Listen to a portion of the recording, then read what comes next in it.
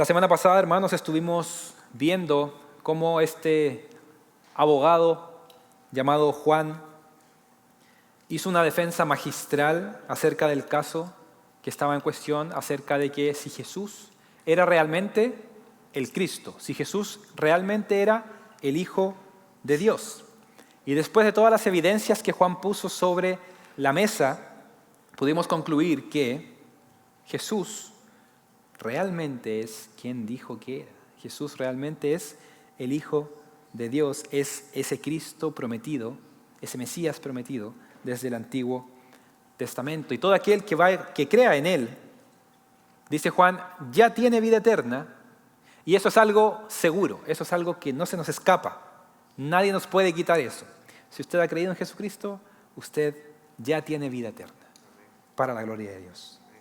Y como vimos la semana pasada también, pasamos sobre un versículo que es el versículo 13, y este versículo es clave para poder entender toda la carta de Primera de Juan, o el propósito del por qué Juan le está escribiendo a estos hermanos. Y dice este versículo, el versículo 13, estas cosas os he escrito a vosotros, que creéis en el nombre del Hijo de Dios, que ya creéis en el nombre del Hijo de Dios. ¿Para qué? Para que sepáis que tenéis vida eterna. Y con eso entonces respondemos a esta pregunta que está en el boletín. ¿Cómo saber que tengo vida eterna? Juan entonces dice, todas estas cosas se las he escrito para que sepan que tienen vida eterna porque son hijos de Dios. Todas estas cosas Juan les ha escrito para que estos receptores puedan evaluarse a sí mismos a la luz de las evidencias que Juan está presentando y por medio de eso comprobar que ya tienen vida eterna, que realmente pertenecen a la familia de Dios. Y muchos estudiosos de la Escritura piensan que Juan concluyó su carta en este versículo 13, que es el que vimos la semana pasada. Y que los otros versículos que vienen a continuación son solamente pensamientos finales, pensamientos o un epílogo, una conclusión de la carta. Pero si es que miramos con detenimiento estos últimos versículos que quedan de esta carta, vamos a ver un tono muy pastoral, pero también muy aplicativo de todo lo que Juan ya ha expresado a lo largo de todo esta primera de Juan. Así que estos versículos son muy importantes. Y uno de los temas que Juan toca en esta sección, el tema principal o central de esta porción, es el tema de la oración. El tema de la oración.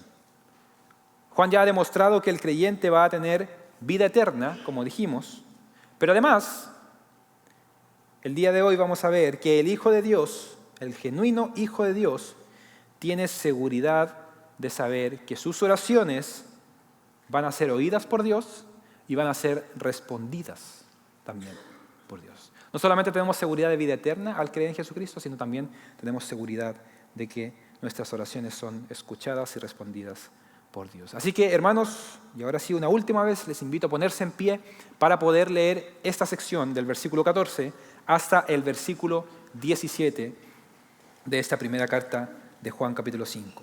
Versículo 14 al 17 dice lo siguiente: y esta es la confianza que tenemos delante de Él, que si pedimos cualquier cosa conforme a su voluntad, Él nos oye. Y si sabemos que Él nos oye en cualquier cosa que pidamos, sabemos que tenemos las peticiones que le hemos hecho. Si alguno ve a su hermano cometiendo un pecado que no lleva a la muerte, pedirá, y por él Dios dará vida a los que cometen pecado que no lleva a la muerte. Hay un pecado que lleva a la muerte. Yo no digo que deba pedir por ese. Toda injusticia es pecado, y hay pecado que no lleva a la muerte. Podemos tomar asiento, hermanos. Muchas gracias. En primer lugar, Juan, en estos versículos que acabamos de leer, hablando acerca de la oración de un hijo de Dios, que es el título que he puesto a esta predicación, Juan nos menciona que como nosotros, como hijos amados de Dios, como verdaderos creyentes, tenemos, en primer lugar, toda la confianza para poder entrar a la presencia de nuestro Padre Celestial. como hijos de Dios, tenemos confianza para entrar en oración a nuestro Padre Celestial. Juan, en primer lugar, le da al creyente esta seguridad. Tenemos esta confianza de acercarnos y de poder presentar todas nuestras peticiones delante de nuestro Señor. Y la palabra que Juan usa acá en el griego es la palabra parresía, para confianza. La palabra es parresía en el griego, y esto significa, literalmente, que tenemos libertad de expresión. En otras palabras, usted como hijo, como hija de Dios, tiene libertad de expresión para poder acercarse a su Padre en cualquier lugar, en cualquier momento, con sus peticiones, con su acción de gracia o con su alabanza al Señor. Tenemos esa libertad, esta confianza de poder acercarnos al Señor. ¿No piensa, hermano, que esto es una tremenda bendición para el creyente? Podemos acercarnos, usted y yo, como seres pecadores, seres indignos, de labios impuros. Tenemos este acceso con una línea directa al cielo para llegar al Dios soberano del universo, que gobierna todo, que rige todo, que gobierna toda la humanidad. Y nosotros tenemos ese acceso para poder llegar a nuestro Padre Celestial.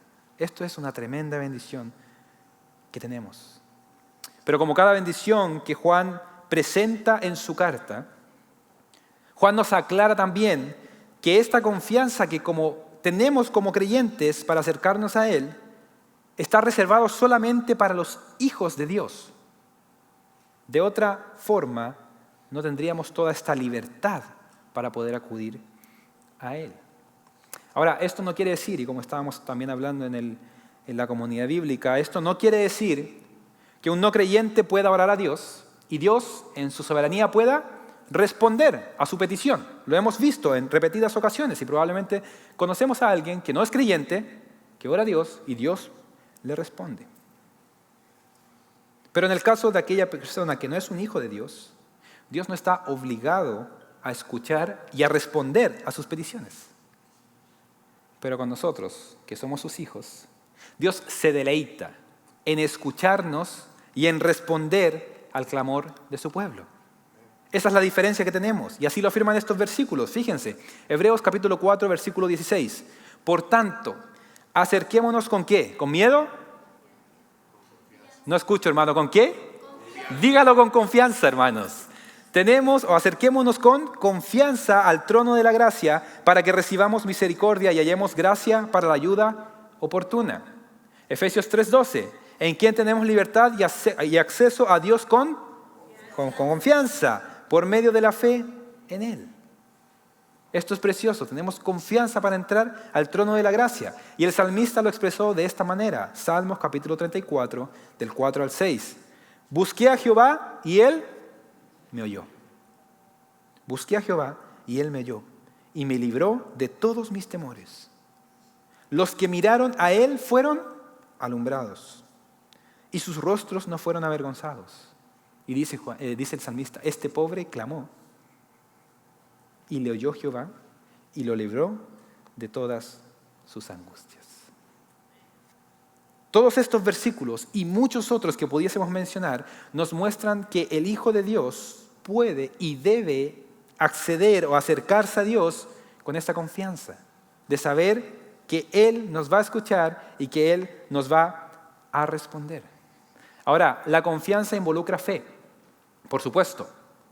Nosotros no podemos acercarnos a Dios si es que primero no creemos que Dios existe y que Él nos va a escuchar y que Él va a prestar su oído atento a nosotros.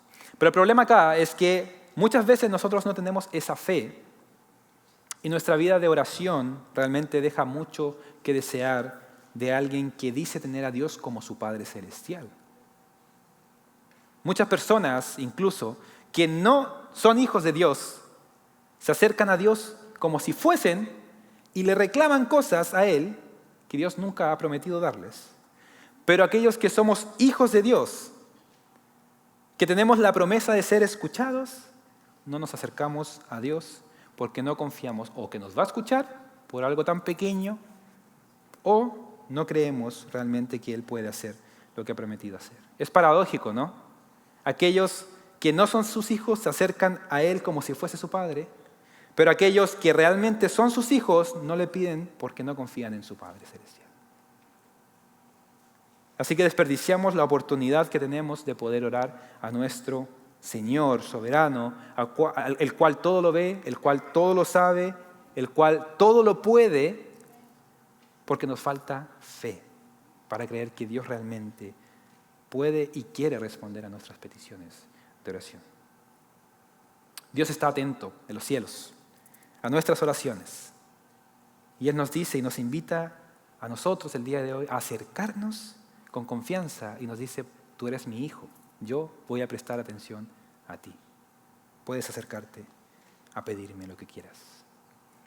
Ahora bien, si es que cerramos acá la predicación, en estos versículos, todos acá saldríamos desafiados, contentos a pedirle lo que queramos a nuestro Dios, diciendo: quiero entonces una casa nueva, un auto nuevo, más dinero, etcétera, etcétera. Y aquí estaríamos todos a elevar nuestras oraciones a Dios porque Él va a estar atento escuchando y va a responder a nuestro clamor. Esto es una especie de cheque en blanco para el creyente, en donde nosotros podemos anotar la cantidad que queramos y Dios va a responder eso para nosotros.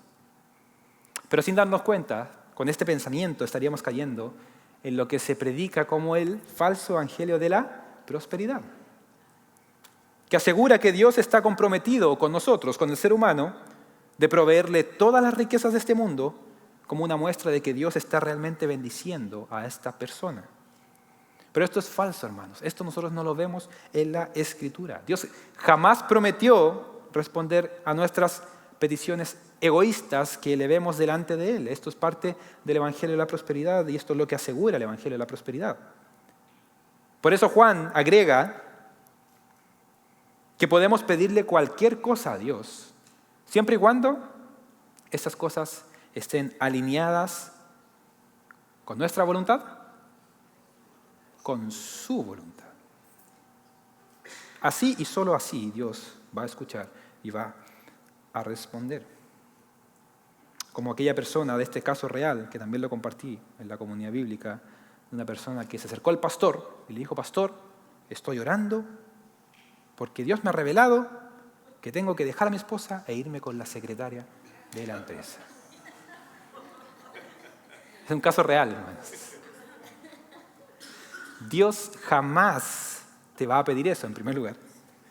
Ni jamás va a aprobar tu petición, porque eso no está alineado con la voluntad de Dios, que Dios tiene para la familia. La familia es que, la voluntad de Dios para la familia es que el hombre y la mujer permanezcan unidos.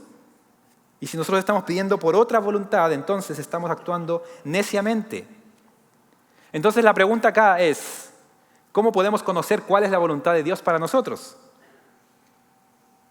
Eso es lo importante para nosotros como creyentes. Bueno, pero todo lo que nosotros necesitamos para conocer la voluntad de Dios ¿está dónde? Acá, en su voluntad revelada. Así el creyente que quiere conocer cuál es la voluntad de Dios para su vida, en primer lugar debe buscar en este libro sabiduría para así poder pedir conforme a la voluntad de Dios que ya está revelada para nosotros. El pastor John MacArthur lo dice de esta manera: la meta de la oración no es satisfacer nuestros deseos egoístas, sino alinear nuestras voluntades ¿con qué? Con los propósitos de Dios. Y la única forma de poder entonces alinear nuestra voluntad con la suya va a ser orando y leyendo su palabra. Eso es el ABC del creyente. Porque muchas personas tienen a Dios como este genio de la lámpara, que la frotas, sale el genio, le pides 3 deseos y listo, perfecto. Pero se nos olvida que Dios es el Rey de Reyes. Él es el Señor de señores. Y Él no es el servidor del ser humano. A veces lo rebajamos a eso. Él no va a responder las peticiones que no estén alineadas con su propia voluntad y con sus propios planes soberanos. Y a veces la respuesta de Dios va a ser positiva, pero muchas veces va a ser también negativa a nuestro clamor. Pero todo eso va a estar bajo su soberanía, sobre su voluntad y no la nuestra. De hecho, el mismo Hijo de Dios, Jesús, Dios hecho hombre, modeló esto. Cuando Jesús estuvo en el huerto de Getsemaní, minutos antes de ser apresado y luego de ser crucificado, Él oró en Mateo 26:39, Padre mío, si es posible, que pase de mí esta copa, pero ¿qué? No sea como yo quiero, sino como tú quieras. Al igual que Jesús, nosotros al orar buscamos la voluntad de Dios revelada. La abrazamos y nos sometemos a ella para poder cumplirla. Por eso, cuando Jesús enseñó a orar a sus discípulos, también dijo, hágase tu voluntad en la tierra como es en el cielo. Buscamos que la voluntad de Dios sea hecha en la tierra, no que nuestra voluntad sea hecha en el cielo. Por eso nosotros no reclamamos a Dios bendiciones. Por eso nosotros no arrebatamos bendiciones del cielo. Porque no somos nosotros quien demandan a Dios. Es la voluntad del cielo hecha en la tierra y no al revés. Nosotros no somos quien para demandarle a Dios nada o decirle cómo tiene que actuar, no. Él es Dios y nosotros somos criaturas. Y por ende es bueno buscar la voluntad de Dios para que sea hecha acá en la tierra. Así que debemos orar de esta manera. Entramos con confianza a la presencia de Dios porque somos sus hijos, pero le pedimos conforme a su voluntad para que eso sea hecho en nuestras vidas. Que Dios obre de esa manera. Y la promesa de orar de esta manera es que Dios nos va a escuchar y Dios nos va a responder. Y muchas veces vemos que la respuesta de parte de Dios es un sí, muchas otras veces escuchamos un no. Pero sea cual sea la respuesta, tenemos que recordar que el Señor nos da o no nos da lo que Él quiere en la respuesta por el bienestar espiritual de nosotros. Fíjense lo que dice Santiago 1:17. Toda buena dádiva y todo don perfecto viene de lo alto. Desciende del Padre de las luces, con el cual no hay cambio ni sombra de variación. Tenemos que recordarnos, hermanos, que la respuesta final le pertenece a Dios. Y eso también lo afirma Proverbios 16:1. Fíjense en este versículo. Del hombre son los propósitos del corazón, mas del Señor es la respuesta de la lengua. Nosotros podemos y debemos pedirle a Dios, pero la respuesta final va a ser de Él. Y nosotros tenemos que estar contentos con eso y tranquilos con su voluntad. Porque eso es lo que se nos manda hacer. Así que cuando pedimos algo a Dios en fe, según su voluntad, sabemos que Dios nos va a escuchar y que nos concederá nuestras peticiones a su debido tiempo y a su manera. De esa manera entonces luce la oración de un hijo de Dios. Pero antes de cerrar este punto, quiero meditar en estas preguntas a modo de meditación, valga la redundancia, para nuestras vidas. Pensando en la oración de un hijo de Dios, estamos en primer lugar aprovechando el libre acceso que tenemos para orar con nuestro Dios. En otras palabras, ¿estamos orando, iglesia? ¿Estamos acercándonos a Dios constantemente en nuestros tiempos devocionales? ¿Estamos orando con fe, sabiendo de que Él nos escucha y Él nos responde? ¿O simplemente oramos como que es lo que tengo que hacer y ya? Pero realmente no sé si Dios me va a escuchar. Y si sí estamos orando realmente, nuestras oraciones parecen más una lista de demandas o una sumisión a la voluntad de nuestro Dios soberano del universo. ¿Estamos orando para que su voluntad sea hecha o para que nuestro deseo y voluntad sea hecho acá en la tierra? Así que en primer lugar, hermanos, lo hacemos con esta confianza. Pero Juan va más allá y va a añadir algo en estos versículos siguientes. En segundo lugar, vamos a estar viendo la oración de un hijo de Dios o tiene que ser una oración intercesora también por otras personas. Versículo 16 dice, si alguno ve a su hermano cometiendo un pecado que no lleva a la muerte, pedirá y por él Dios dará vida a los que cometen pecado que no lleva a la muerte. Hay un pecado que lleva a la muerte. Yo no digo que deba pedir por ese. Toda injusticia es pecado y hay pecado que no lleva a la muerte. No sé si se fijan, hermanos, pero Juan nunca va a dejar el tema del amor corporativo. Él jamás va a soltar este tema. Tenemos que tener amor unos por otros y eso se debe ver reflejado incluso en nuestras oraciones. Juan nos hace un llamado a orar, no solamente por nuestras propias necesidades, por nuestras propias peticiones, sino también intercediendo por otras personas. Y en este caso, cuando vemos que un hermano se encuentra en pecado. En otras palabras, es nuestro deber como hijos de Dios, entre comillas, vigilarnos unos a otros e interceder cuando nosotros vemos que nuestro hermano se está desviando en su vida espiritual. Es el deber del creyente. Y esto no es negativo, hermanos. Esto demuestra el amor y el cuidado que nosotros nos tenemos unos con otros. Aquí no existe eso del que yo no lo puedo juzgar, o nadie me puede juzgar a mí. Eso no existe dentro del cristianismo, porque nos tenemos que vigilar unos a otros para orar unos por otros. Y de esa manera mostramos un amor por el otro, cuando de una manera sabia y consciente, porque dice, si alguno ve a su hermano cometiendo, no si alguno piensa que su hermano está cometiendo pecado. Juan dice, si alguno ve a su hermano cometiendo pecado, entonces ore por él. Si vemos a nuestro hermano en pecado, que se está desviando, es una muestra de amor decir que vamos a orar por ese hermano, decir que vamos a interceder a Dios por esa persona, para que en su pecado no avance más allá. Y lo que Juan dice es que Dios va a responder a esta petición y va a traer vida a esta persona. Santiago 5:20 también lo dice.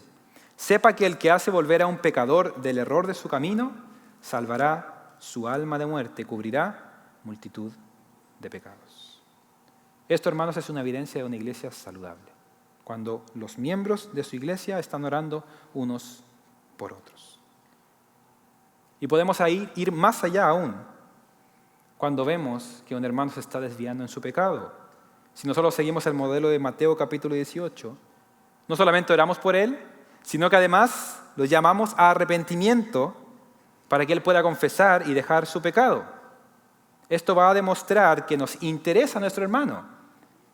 Y lo que le afecta a él va a afectarnos también a nosotros como cuerpo, como iglesia del Señor.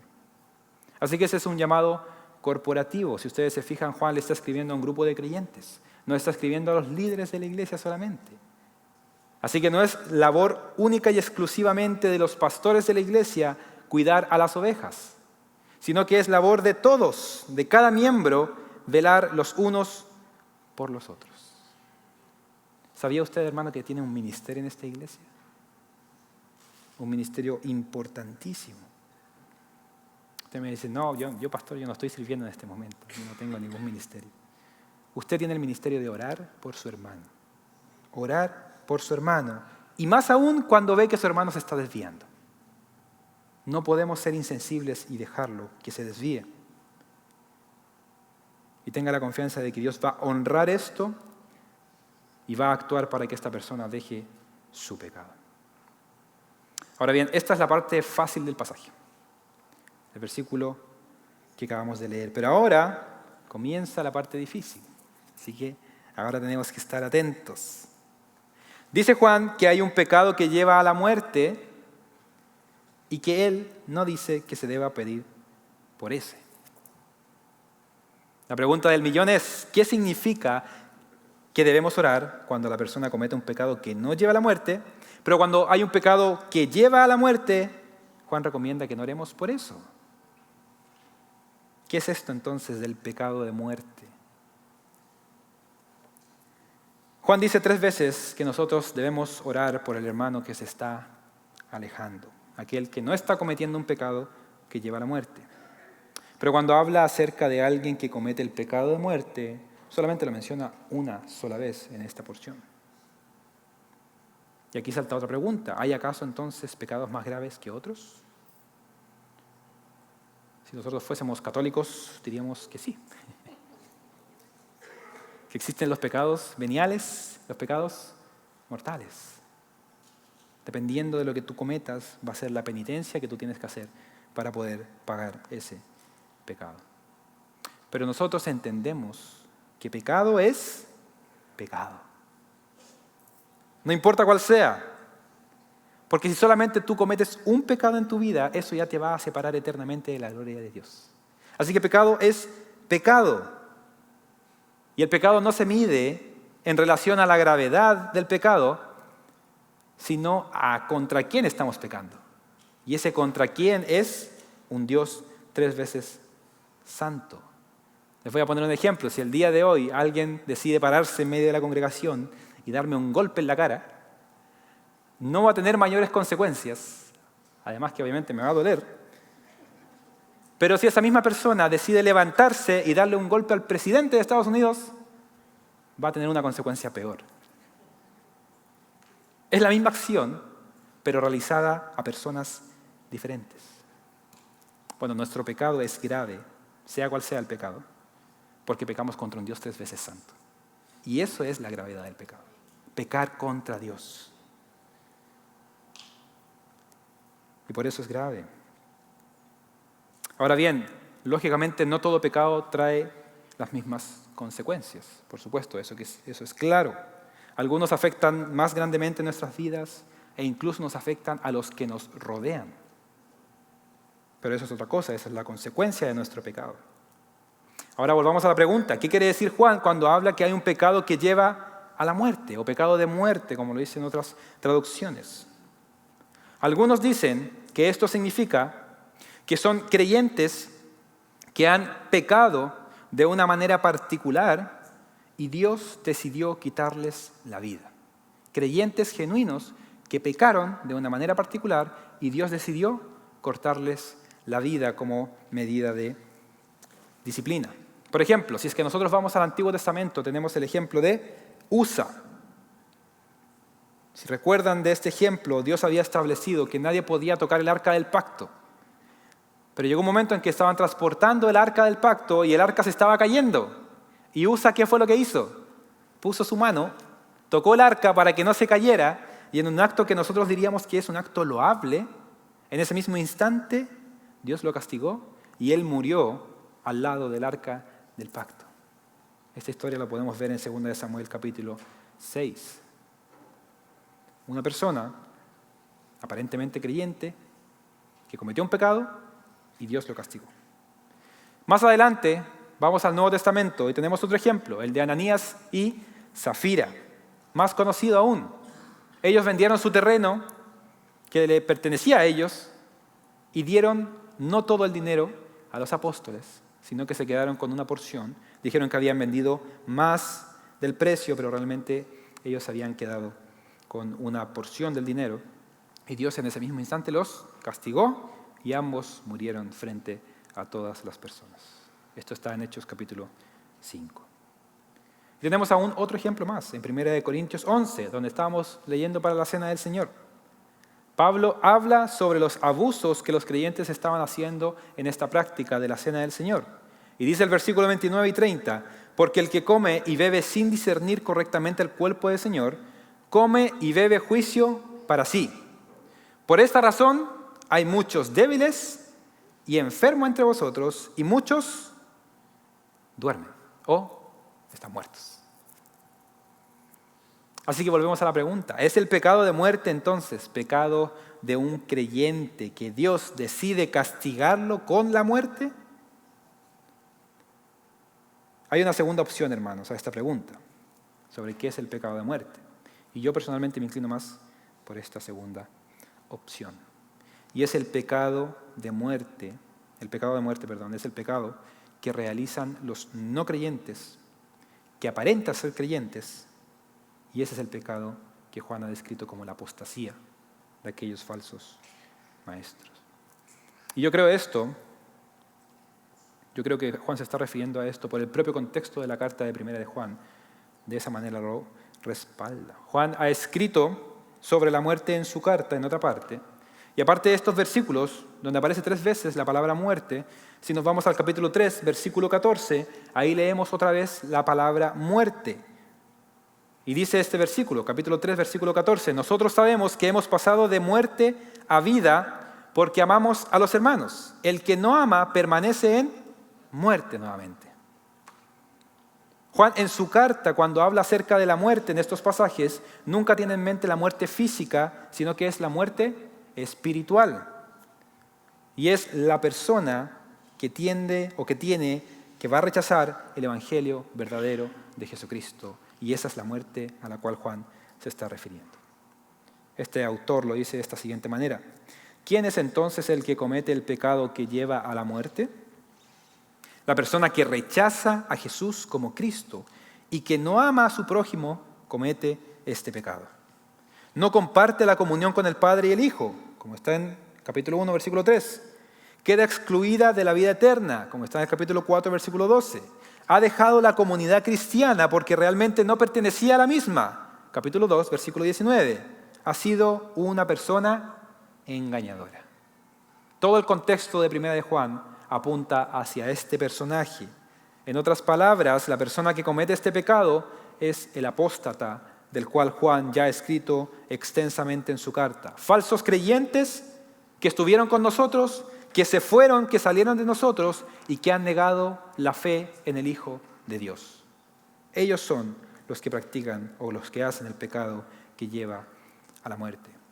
Hebreos capítulo 6, versículos 4 al 6.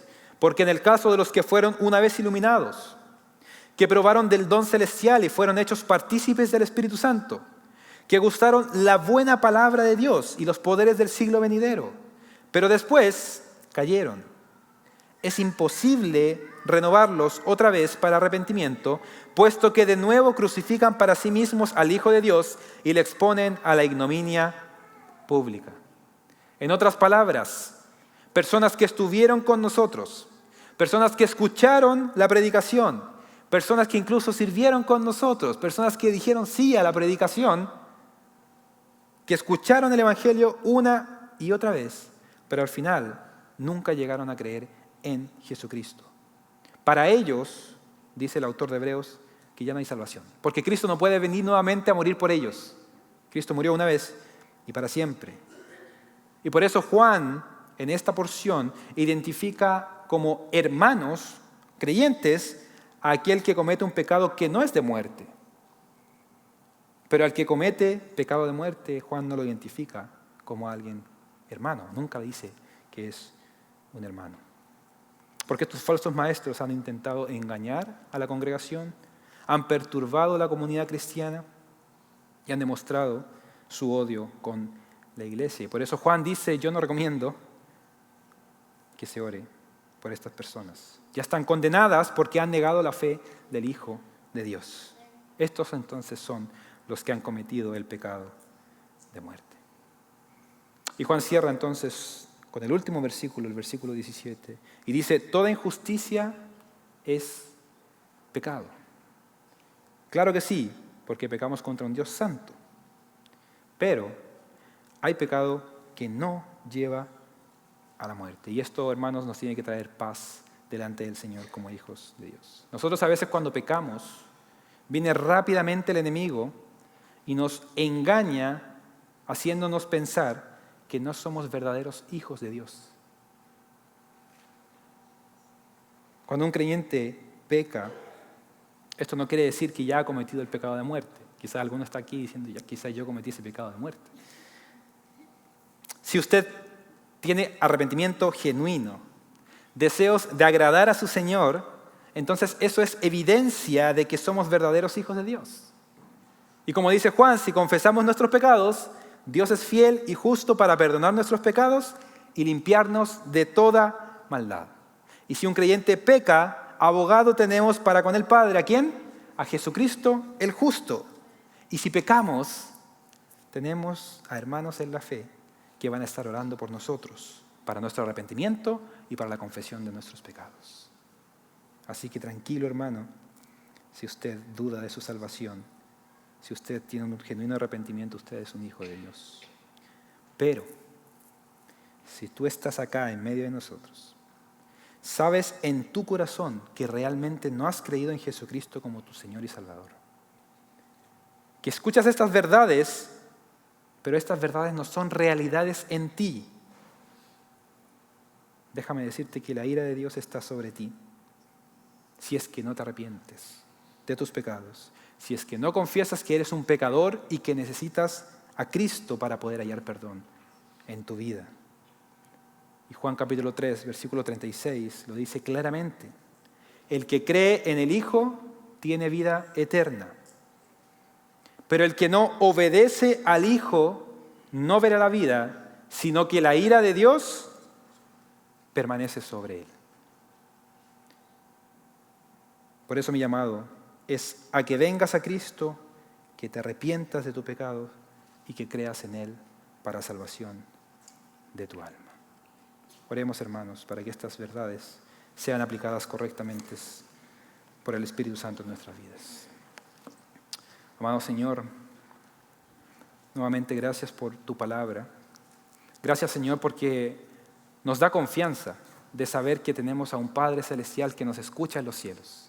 Que en este momento que estamos orando hay alguien que nos está escuchando y ese eres tú, que está con tu oído atento, presto a nuestras peticiones, a nuestro clamor, a esos clamores que a veces ni siquiera sabemos cómo expresarlos. Señor, que nuestras peticiones estén acordes a tu voluntad. Que como hijos de Dios tengamos esta confianza de acercarnos, que podamos madurar en nuestra práctica de la oración en nuestras vidas y que podamos, Señor, orar conforme a tu voluntad hecha aquí en la tierra. Pero, Señor, aquellos que no creen en Jesucristo, Señor, que puedan con tu Espíritu Santo remecer sus corazones para que ellos puedan creer que Jesucristo es el único Salvador de sus vidas. Que ellos puedan arrepentirse de sus pecados, confesar a Jesucristo como Salvador y venir a tus pies.